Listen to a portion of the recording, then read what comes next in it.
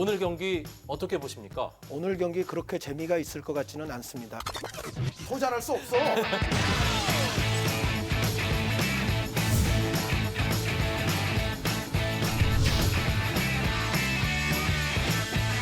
two, three, take my hand and come with me because you look so fine that I really want to make you mine. 안녕하십니까. 2판 4판 스포츠 토크 이광용의 옐로우 카드. 대한민국 최고의 야구 기자 두 분입니다. 이재구, 이용균, 리쌍과 함께하는 야구 이야기. 지난주에 이어 연속으로 인사드리겠습니다. 드디어 2014 한국 시리즈가 시작됐습니다. 가을 야구의 꽃이 활짝 피었습니다. 그런데 우리 용균이 형은 참 대단해요. 네? 그 경기 흐름을 잘 살펴보셔야 되는데 네. 1차전은 LG가 이길 수 있었던 경기였어요. 흐름상 소사가 실제로 흔들렸고 네. LG가 잘 경기가 풀려갔었는데 마지막에 조금 꼬이면서 마지막에 중간에 또 그때, 3회. 그렇죠. 네? 주루 플레이에서 교통사고가 나면 안 돼요. 네. 네. 예측할 수 없었던 역주행으로 교통사고가. 하면 안 되고. 네. 네. 하여튼 이용균 기자가 시즌 초반에 가을 야구 진출팀 네 팀 중에 단 한 팀도 못 맞히더니 중간에 가을 야구 막차 주인공도 틀리더니만 급기야 플레이오프 진출팀도 과감하게 틀리는. 5차전까지 갈 줄 알았는데. 이번 가을처럼 가을 야구가 뭔가 소외되는 네. 가을 야구 관련된 이야기가 전체 야구 뉴스에서 뭔가 비껴 있는 그런 해도 없는 것 같습니다. 감독 교체, 재계약 후 사퇴, 코치들의 연수의 이동, 그리고 모 팀은 완전히 아수라장, 난장판이 되는 그런 상황까지 이르면서 뉴스 헤드라인에 가을 야구가 제대로 자리를 잡지 못하는 상황이 쭉 이어졌습니다. 저희 옐카의 정신이 뭐죠? 깔 수 있을 때 깐다. 뻔한 얘기는 집어치운다. 다른 사람들이 하지 않는 얘기를 한다. 오늘은 그 정신을 살려서 철저하게 소외됐던 가을 야구를 다시 한번 이야기의 중심에 놓도록 하겠습니다. 오늘 근데 이 이야기는 잠깐 하고 넘어가야 될 것 같아요. 롯데 어떻게 되는 거죠? 감독 교체로 끝나는 건가요? 감독 교체로 끝을 내려고 하고 있죠. 그렇죠. 네, 롯데가 굉장히 많은 고름들이 쌓여 있는데 그 고름을 짜낼 생각을 하지 않고 지금 반창고는 딱 붙이고 마데카솔 같은 걸 네. 쑥 발라놓고 지금 네. 됐어요라고 우기고 있는 상황인데 연고 바르고 반창고 하나 붙이고 끝나는. 네, 반창고도 검증이 안 된 것 같아요. 네. 뭐 이종훈 감독을 무시해서가 아니라 아무래도 이제 과거 경험이 경남고 감독을 오래 했잖아요. 그러다 보니까 프로에서 어떤 모습을 보일지 아직 검증이 좀 덜 된 상태. 그리고 그 프로 코치 생활이 이제 1년이 딱 한 시즌을 하고 감독으로 옮겨진 상황이기 때문에 과연 그 갈등과 어떤 고름들을 제대로 봉합할 수 있을지는 좀 의심스러운 부분이 있는데 또 하나 문제는 사실 감독이 그거 다 하는 거 아니거든요. 그렇죠. 감독의 역할은 현장에서 선수들의 경기 운영을 하는 것이지 그 감독이 프런트와 선수 간의 갈등을 해결하려고 감독을 뽑는 건 아니기 때문에 지나치게 이종훈 감독에게 많은 짐이 실려 있는 상태에서 인사가 이루어졌다고 보여요. 이종훈 감독이 굉장히 조용하고 사실 선수 시절부터 해서 뭐 크게 묵묵히 제 몫을 하던 뭐 선수였잖아요. 그런 스타일의 최고의 2번 타자. 그런 선수였거든요. 그리고 주변 평가들도 들어봐도 뭐 동기들이라든지 야구 같이 했던 분들 이야기 들어봐도 참 성격이 그냥 조용하다. 근데 뭐 굳이 그래서 뽑혔나 보다. 굳이 말 잘 들을 것 같아서. 정말 감독한테 힘을 실어주기 위해서인지 아니면 정말 뭐 이것을 사태를 무마하기 위해서 그런 건지 사실 제가 뭐 이야기 들어보니까 전체적으로 전체 이 국면을 타개하기 위해서 여러 카드들이 나왔었는데 서로 힘겨루기를 하면서 이 카드가 무산되고 저 카드가 무산되고 그러면서 김성근 감독도 사실은 그 카드에 있었다 그러거든요. 근데 거기서 뭐 여러 가지 그런 문제들 그러면서 딴 팀에 가고 이러다 보니까 이 난국을 타개해서 어쩔 수 없이 급박하게 지금 뭐 하다 보니까 지금 이런 상황이 왔는데 어쨌든 이종훈 감독을 선임을 하고 앞으로 뭐 어떤 야구를 펼칠지에 대해서는 이종훈 감독이 선임을 한 감독이기 때문에 그 야구를 할 수 있는 그걸 밀어줘야 되는데 근데 그런 상황이 아니잖아요. 상황이 안 되면 안 되잖아요. 예. 안 되면이 조건부가 아니라 지금 상황이 안 돼요. 제가 봐도. 누가 봐도 안 되는 거예요. 어쨌든 그런 부분 꼬리 자르기로 끝내지 말고 정말 책임져야 할 사람들이 확실하게 책임을 지고 체질 개선을 하고 이렇게 해야 되는 거 아닌가요? 단순히 그만둔다고 해결이 되는 건 같지는 않아요. 지금 가장 문제가 되는 게 롯데의 최하진 사장인데 지금 CCTV를 누가 지시했는지를 두고 논란이 굉장히 불거진 상황이죠. 그런데 누구도 정확한 대답을 해놓잖아요. 서로 네가 했다, 묵묵부답 뭐 감추고 덮고 있는데 그 CCTV를 통해서 뭔가 확인하고 감시하려 한다는 건 그거는 법적으로도 문제가 되는 거 아니에요? 아 그렇죠. 네, CCTV를 열어봤다는 것 자체가 형사 사건의 가능성이 충분히 있는 상황이 되기 때문에 그 부분에 대해서 형사 사건으로 갈지 말지가 중요한 게 아니라 일단 선수들은 구단이 우리를 심지어 CCTV로도 감시하려고 했었구나라는 굉장히 심각한 갈등을 안에 안고 있는 상황이거든요. 그 부분들을 직접 나서서 그 갈등 속에 구렁텅이 속에 들어가서 해명을 하고 설명을 하고 재발 방지를 약속을 하고 앞으로의 해결책을 제시해내야죠.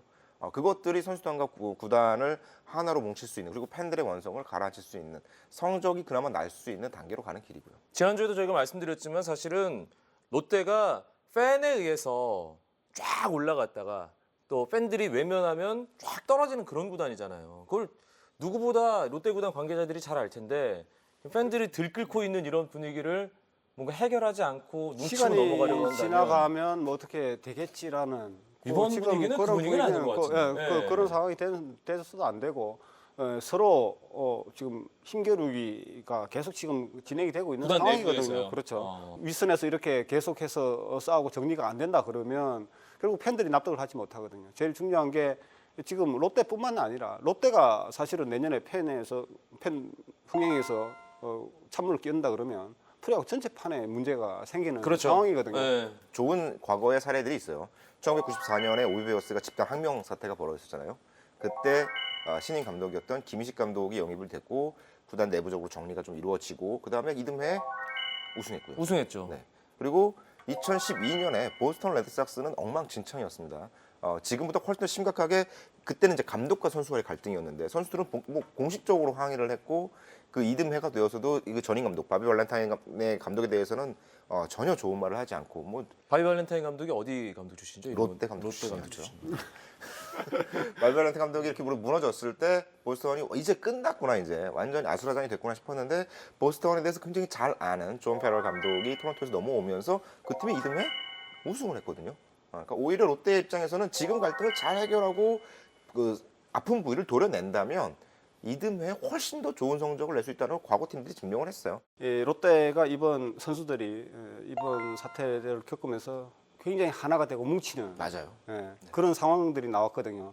적이 있으니까 내부적으로는 똘똘 뭉치는군요. 야구할 때 그렇게 좀 뭉쳤으면 좋았을 건데. 이용균 기자 말한 것처럼 구단에 뭐 힘이 있는 책임을 지는 분이 팬들이 화나고 고개 갸우뚱하고 계속 외면하게 할 만한 그런 것들을 뭐 속속들이 다 드러내서 밝힐 건 밝히고 책임질 건 책임지고 그럼 되는 거 아니에요?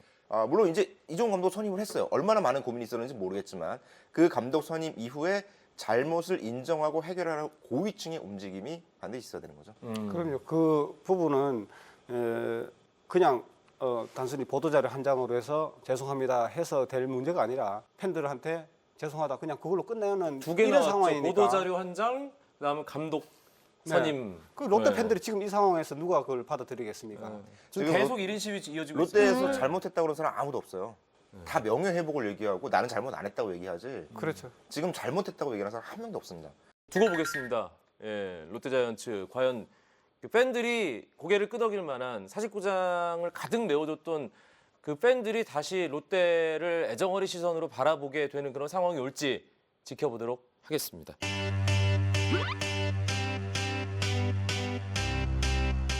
자, 오늘도 가을 야구 얘기로 시작을 못한 우리 옐로카드. 가을 야구가 이번 가을에는 참 이렇게 소외되고 있습니다. 뉴스 헤드라인에서 가을 야구 이야기가 위에 올라가는 일이 거의 없었어요. 심지어 경기 당일에도 그런 일이 많이 있었는데 그래서 오늘 옐카는 제대로 가을 야구 이야기를 한번 해보려고 합니다. 2014 한국 시리즈 확실한 피부치기가 지금부터 시작됩니다. 이재국 대 이용균 기자부터. 네, 어느 팀을? 넥센이요. 왜 웃어요? 아니 넥센에서 깜짝 놀랐을 것 같아요.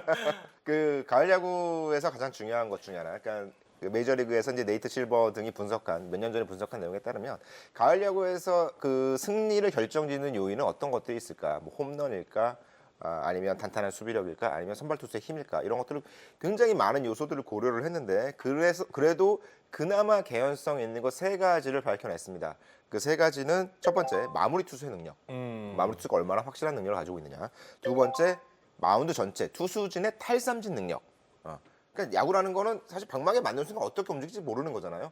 정성훈 선수가 툭 건드렸던 타구 오른쪽에 빠져서 안타가 되고 최경철 선수는 가을 야구 내내 건드리면 안타가 됐고 그러니까 공을 건드리지 않고 아웃 카운트를 잡아내는 탈삼진 능력이 중요해지고 세 번째 이상하게 나간 타구라도 수비력이 뛰어나면 잡아낼 수 있잖아요. 실책을 좀 줄이고 이런 어떤 세 가지 일단 마무리의 능력, 마운드의 탈삼진 능력 그리고 수비력 세 가지가 가을 야구의 승리 요인을 결정짓는 부분들이 있는데 이 부분에서 넥센이 삼성이 전혀 뒤지지 않는다. 혹은 마무리 쪽에서는 오히려 앞선다라고 볼 수 있거든요. 일단 손승락이 32세이브했고요. 네. 임창용이 31세이브했고요. 물론 세이브 숫자에서는 손승락이 적어요. 의외네요. 없다고 할 수는 없지만 임창용 선수가 많이 해서 물론 네. 세이브에서 손승락 선수가 좀 적고 이닝당 출루 허용에 있어서는 임창용 선수가 1.59, 손승락이 1.28. 이 부분이 좀 물론 1.28도 자랑스러운 기록은 아닙니다만 그렇죠. 임창용 선수가 비교를 했을 때 손승락 선수 좀 낮고 임창용 디스로 흐르는데요? 그거 제가 좀 이따 반론을 한번 해볼게요. 좋은데 여기에 오늘 더해서 그런 분위기? 그 방어율, 그러니까 평균 자책 말고 FIP라고 그 수비 무관 평균 자책이라고 부르는 수비 네. 독립적인 평균 자책을 따져보면 손승락 선수가 3.98로 생각보다 굉장히 낮습니다. 임창용 선수가 4.32로 이 부분에서 굉장히 차이가 나거든요. 라고 할 수 있어요. 그리고 플레이오프 등판을 통해서 손승락 선수가 자신감도 어느 정도 찾지 않았을까? 네, 자신의 역할에 대한 책임감도 굉장히 많이 네. 느꼈고 이닝수를 길게 가져가는 힘도 생겼고요. 두 선수가 명성에 비해서는 좀 불안했던 게 사실이에요. 그리고 이 한국 시리즈에서도 그런 상황들이 나올 수가 있고, 근데 두 선수를 놓고 그 단순 기록을 가지고 그 비교를 할 수가 없다는 게 이제 임창용 선수는 나이가 이제 거의 40 됐잖아요, 우리 나이로. 2달 남았어요. 예, 그런데 이제 네. 그런 상황에서 이번 휴식을 취하고 들어가는 거 하고 시즌 내내 임창용 선수가 시즌 한번 2군 갔다가 들어왔을 때 또 공이 살아났던 그 경험도 있고 임창용 선수가 블론 세이브 9개를 했는데 유일하게 블론 세이브가 없는 팀이 넥센이었습니다. 이 부분에 대해서는 상당히 좀 생각을 해봐야 됩니다. 허를 찌르는 한마디. 넥센이 그 플레이오프에서도 봤지만 LG의 옆구리 투수들한테 약했어요. 잠수함 투수들. 네. 이런 부분에 있어서 결국 임창용한테도 약한 부분들이 보였다. 그런 생각들을 해본다 그러면 결국 임창용 선수도 이번 한국 시리즈에서는 제 몫을 할 가능성도 있다. 크다. 그리고 또 탈삼진 능력. 투수들의 그거를 탈삼진 능력. 선발 투수진에 대한 얘기까지 좀 확장시켜서 얘기를 해보죠. 그러면 안 되는데. 이거 준비하신 거 하세요. 아니 선발 투수로 따지면 굉장히 많이 밀려요. 네, 이 준비하신 거 하세요. 삼성의 네. 탈삼진 능력 최강자인 벤데널크가 있는 바람에 탈삼진 왕이 있죠. 그 전체 마운드의 탈삼진 능력을 보면 올 시즌 삼성의 주축 투수들 삼성 전체 마운드의 삼진율이 아웃 카운트 대비 삼진율이 29.06%입니다. 리그에서 가장 삼진율이 높은 그러네요. 아웃 카운트 10개 중에 3개를 삼진으로 잡아내는 팀이에요. 반면 넥센은 26.5% 이게 줄어드는데 넥센은 그 삼진율이 너무 떨어지는 몇몇의 선수들이 있기 때문에 그 부분을 좀 줄이고 나서 포스트 시즌에서 핵심 활약을 했던 6명을 좀 줄이면 28.8% 올라가거든요. 네. 그러면 이 정도 삼진율이면 삼성과도 해볼 만한 큰 의미 없는 삼진 숫자가 된다. 그 부분에서는 사실 이 가을에는 정예 멤버로 붙잖아요. 정예 멤버들의 기준으로 따지면 넥센도 마운드 숫자에서 그렇게 밀리지 않는다는 결론을 할 수 있죠. 삼성이 지난 3년 동안 우승을 할 때 압도적인 그 삼진 능력을 가진 투수를 가지고 우승했던 건 아니거든요. 그거는 뭐냐면 삼성이 그만큼 올 시즌에도 뭐 실책 최소 좀 실책 거만한데 표정이? 오늘따라? 그만큼 좀 자신 있어요. 밴데는 그 베네켄 뭐 1차전도 붙어야 되고 2번 이상의 등판을 하겠지만 밴데벤. 예. 네. 그 승패가 저는 베네켄이 2승을 다 가져가야 넥센의 승산이 있지 않나 그런 생각이 들어요. 나머지 선수를 오재영 선수하고 소사 선수가 1승씩을 좀 거들어주고 베네켄이 2승을 한다 그러면 넥센이 우승 가능성이 있지만 전체적으로 봤을 때 삼성은 누구 하나가 엎어져도 만회를 할 수 있는 투수들이 있다. 그게 바로 윤성환하고 장원삼. 이 선수들이 지난 3년 우승을 할 때 중심이 됐던 투수들이잖아요. 그렇죠. 그 선수들의 선수들이 경험이 네, 있어요. 그 선수들이 탈삼진 능력이 아주 좋아서 우승을 했던 건 아니거든요. 그런 경험하고 그 선수들만의 장점 그리고 그 수비라든지 이는 전체적으로 받쳐주는 거 그리고 또 불펜의 힘 양, 질, 뭐 전체적으로 다 따졌을 때도 마운드에서는 결국 삼성이 유리한 게 아닌가. 넥센이 이기기 위해서는 저는 사실 뭐 초장으로 해서 뭐 분위기 타고 막 홈런 뻥뻥 터지면서 불펜 나오지 않고 그냥 하다가 이렇게 이기는 그런 그러니까 분위기에 플레이오프 가면 4차전 같은 분위기가 그렇죠. 돼야 된다. 그런 식으로 간다 그러면 넥센이 이길 수 있다고. 네. 근데 접전 상황이 벌어진다든지 엎치락 뒤치락 한다든지 막 마운드 총동원을 해서 다 지치고 막 쓰러지고 이런 상황이 된다 그러면 결국 6, 7차전 넘어간다. 장기전으로 간다. 그러면 삼성이 훨씬 더 유리한 시리즈가 아닌가. LG와 플레이오프를 치르면서 올라온 상승세의 분위기. 소사가 보여준 굉장히 파워풀한 피칭. 그러니까 소사는 사실 정규 시즌 기록이 거의 의미 없는 포스트시즌 활약을 펼쳐줬거든요. 그리고 베네켄도 마찬가지. 그리고 여기에 넥센이 카드로 들고 나오는 것들이 다시 한번 삼성발 체제 갈 가능성이 있다. 사실 베네켄이 굉장히 루틴을 중요하게 따지는 선수긴 하지만 팀에 대한 에이스로서 책임감이 굉장히 강한 선수거든요. 그러다 보면 베네켄이 1-4-7에 나와준다면 또 상황이 달라질 수 있는 이런 부분들. 소사의 성공이 베네켄에 영향을 미칠 수 있고. 근데 넥센 소사 플레이오프 4차전 피칭은 작년 그 LG 리즈의 플레이오프 2차전 피칭 연상케 그러니까요. 하는. 그래서 뭐 예. 1년에 한두 번 160 찍고 100마일 나오고. 한두 번 걸키는 야. 이까짓 게 해봤자 뭐 약간 이건데. 그러니까 베네켄 선수 물론 최고 투수죠. 20승 투수. 사실 뭐 격파하기가 삼성으로서도 쉽지가 않아요. 작년에는 베네켄 선수한테 삼성 타자들이 강한 모습을 보였지만 올해는 약한 모습을 보였거든요. 그만큼 올해 공이 좋다라는 뜻인데 3일 쉬고 등판을 하는 이 스케줄에 과연 그 위력을 발휘할 수 있는가. 잘 던지든 못 던지든 간에 또 다시 4차전에 또 나와야 되고 그게 7차전까지 갈 경우에 3일 쉬고 계속 등판을 하는 상황에서 얼마나 해줄지가 조금 약간 의무부호가 붙고. 아니요, 베네켄이 그거 될 거예요. 앤디슨 벤가노 될 것 같아요. 물론 그럴 수도 있겠죠. 근데 소사가 삼성전에 등판해서 18이닝 동안 12자책점을 해서 6.00의 평균 자책점을 기록했는데 이 부분에서 LG전에서는 한 게임이었지만 1.50이었거든요. 이런 부분에서 삼성전에서는 큰 재미를 그렇게 보지를 못했다. 그런 결론이 나오고 특히 오재영 선수 같은 경우는 LG전에 굉장히 강했던 투수였잖아요. 그리고 실제적으로 올 시즌은 19.2이닝 동안 4자책점밖에 주질 않으면서 1.83을 기록했는데 이 삼성전에서는 올 시즌 2경기, 구원 1번, 그다음에 선발 1번이었는데 전체적으로 4이닝 12자책점으로 27.00의 방어율을 기록을 하고 있습니다. 이게 0.2이닝, 구원을 나와서 0.2이닝 61점, 6자책. 그리고 선발로 나왔을 때도 3.2이닝 6자책. 이런 부분에서 본다 그러면 사실 삼성하고 LG하고는 또 다른 팀이다. 왜 그러냐면 삼성이 좌타자들이 많잖아요. 박한희, 최태인, 최영우, 이성윤. 이 선수들이 좌타자지만 좌투수에 더 강한 선수들이거든요. 기록적으로 보더라도 박한희 선수가 올해 3할 3푼 1리를 기록했는데 좌투수한테 3할 5푼 8리예요. 그리고 최태인 선수가 3할 1푼 7리에 3할 1푼 7리.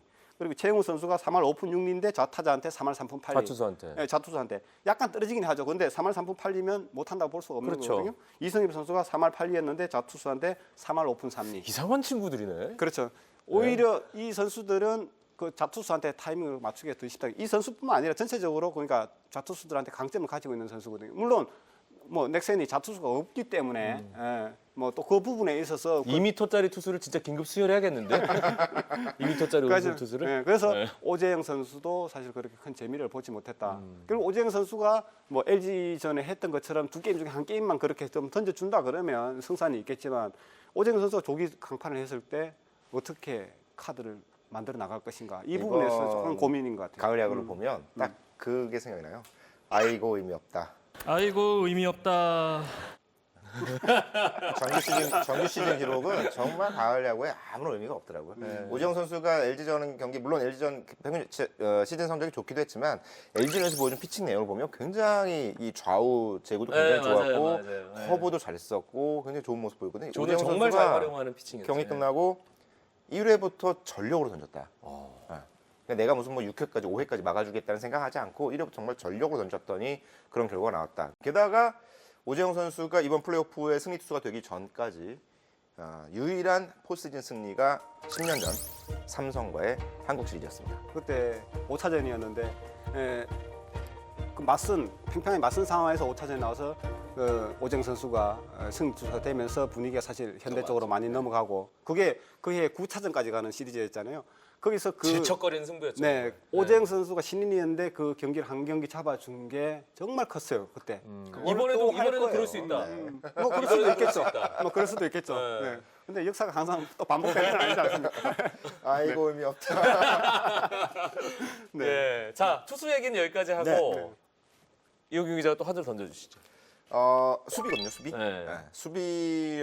수비력이 강한 팀이 가을야구에 강하다. 아무래도 타구를 얼마나 잘 처리하냐가 월세인데 삼성과 넥센의 올 시즌 수비 효율을 따지면 큰 차이 없습니다. 삼성의 DER 수비 효율이 65.6%고 넥센이 64.4%거든요. 그러니까 물론 삼성이 조금 더 수비를 잘했다고 할 수 있는데 포스트시즌 들어가면 뭐 넥센은 주전이 확실한 팀.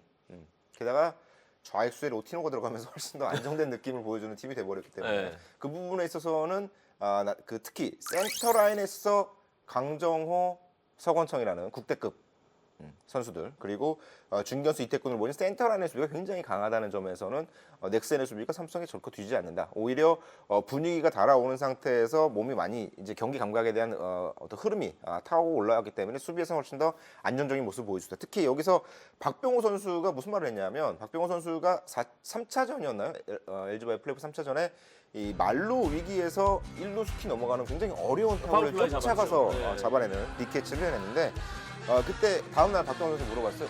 굉장히 좋은 수비를 했다 그랬더니 박병호 선수가 씩 웃으면서 정규 시즌이었으면 못 잡았어요.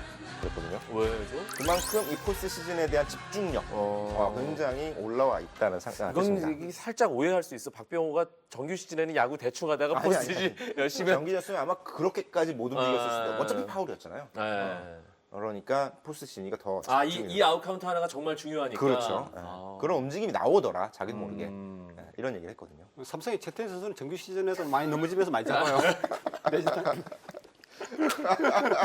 이거 오늘 방송 재밌게 하시네. 내진탕을 당해서 그렇지.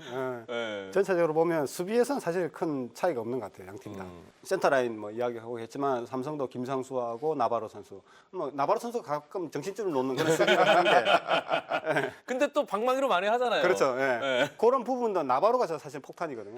나바로가 뭐 의없는 그런 보내도 플레이만 하지 않는다. 정신줄만 그러면 안 놓으면. 원래 수비를 또 뭐 기막힌 수비를 잘 하거든요. 하다가 상황이 전혀 아닌데 이제 뭐 엉뚱한 수비를 한다든지 네. 그런 부분들이 조금 걱정스럽긴 한데 나머지 전체적으로 봐서는 삼성 수비들도 가장 안정돼 있고 중요수 박혜민의 경험 부족이 조금 문제가 되지 않을까 싶거든요. 조금 그 부분이 사실 그런 부분 큰 게임 때 박혜민 선수 압박감 심할 때 그런 수비들이 조금 나오긴 하거든요. 이걸 다이빙 캐치를 해야 될지 아니면 원바운드 캐치를 해야 될지 전체적인 판단해서 그런 부분들이 먹고 조금 걱정되는 부분이 있긴 했는데 그건 또 상황이 벌어져 봐야 또 하는 거고 전체적으로 뭐 우익수의 유한준 선수라든지 박한희 선수, 뭐 좌익수는 로티노, 뭐 최용우 선수 전체적으로 비슷비슷한 것 같아요. 삼루수는 뭐 박성민하고 김민성. 뭐 전체적으로 그렇지 않아요, 그죠? 비슷하네요. 그런 측면에서 보면 수비에서는 뭐 물론 누가 어느 뭐 실수를 하느냐 이런 부분들이 있겠지만 큰 차이는 저는 없을 것 같아요.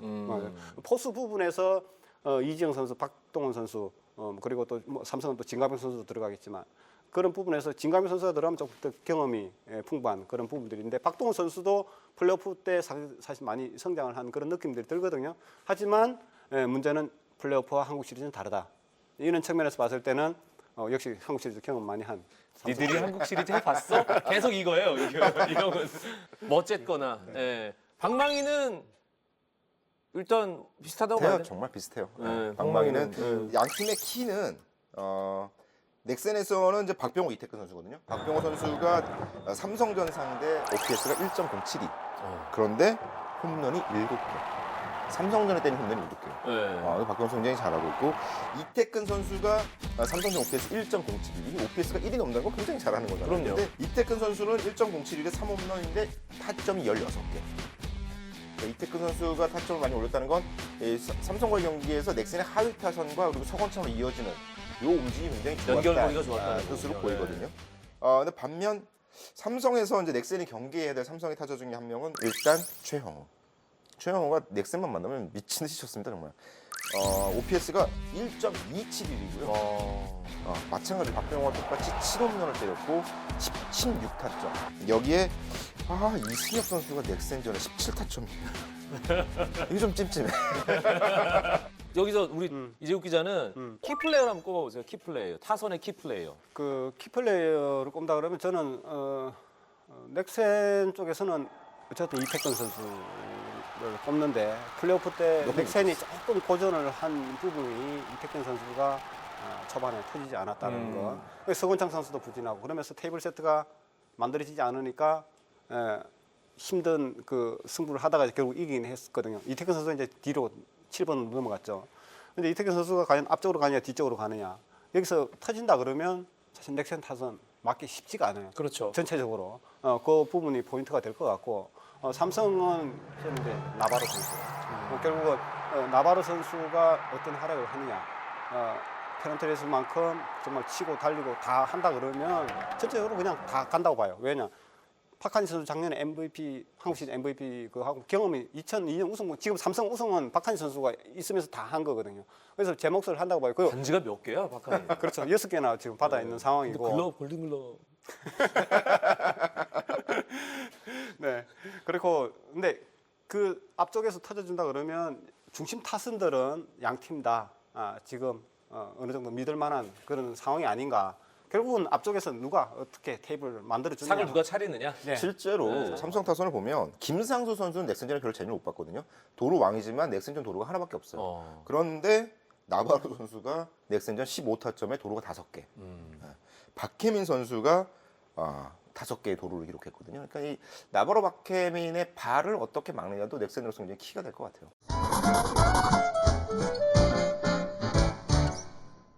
화요일, 수요일 1, 2차전 대구에서 끝나고 선수들은 지금 서울로 이동을 했어요. 네. 목동에서 금요일, 토요일 3, 4차전이 벌어집니다. 두 분이 오늘 넥센, 삼성 넥센 우승을 예상하면서 1대1 맞짱 토론을 해주셨는데 마무리 발언 한 줄 요약으로 들어보도록 하겠습니다. 넥센은 공포의 외인 구단 냄새가 나요. 네. 까치는 손승락이 좀 닮은 것 같아요. 가을의 전설, 공포의 외인 구단 넥센이 한국 야구의 새 역사를 쓸 수 있었으면 하는 바람이 있어요. 재밌을 것 같아요. 오늘도 그러니까 오늘 옷을 와인디 버건, 버건디 와인, 와인디 버건이란다. 넥센 유니폼 색깔이에요.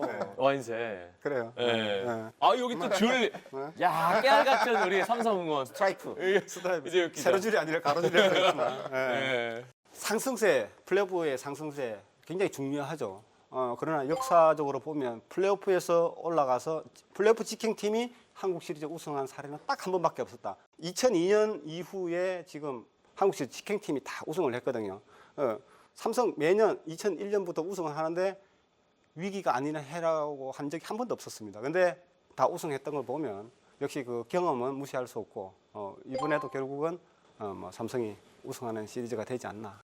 오늘 댓글 이벤트는 여러분께도 피 묻힐 기회를 드리도록 하겠습니다. 한국 시리즈 MVP를 맞춰주십시오. MVP 맞춰주신 분들 가운데 3분을 뽑아서 저희가 한 분께는 브리온 스포츠에서 제공하는 야구 글러브를, 그리고 2분께는 빅라인 제공 KBO 공인구의 MVP의 사인을 담아서 드리도록 하겠습니다. 이 한국 시리즈 MVP 맞히시는 이 이벤트 기간이 좀 제한은 됩니다. 기간은 저희가 댓글창 위에 언제까지 댓글 남겨주시라고 말씀을 드리도록 하겠습니다. 오늘 한국 시리즈 우승팀 예상 1대1 이재국 이용균의 맞짱 토론 여기서 줄이겠습니다. 여러분 고맙습니다. 점집 쳐주셔도 되겠어요. 뭐 4강 진출팀도 거의 다 맞췄죠. 그죠? 재수없어 제국이 형이. 실제로 임창정이 40대 중반이 되니까 옛날 같지 않아. 그 마음적으로는 넥센이 우승을 했으면 하는 그런 마음이 있어요. 뭐야? 왜냐? 박쥐네? 구차전 한번 해?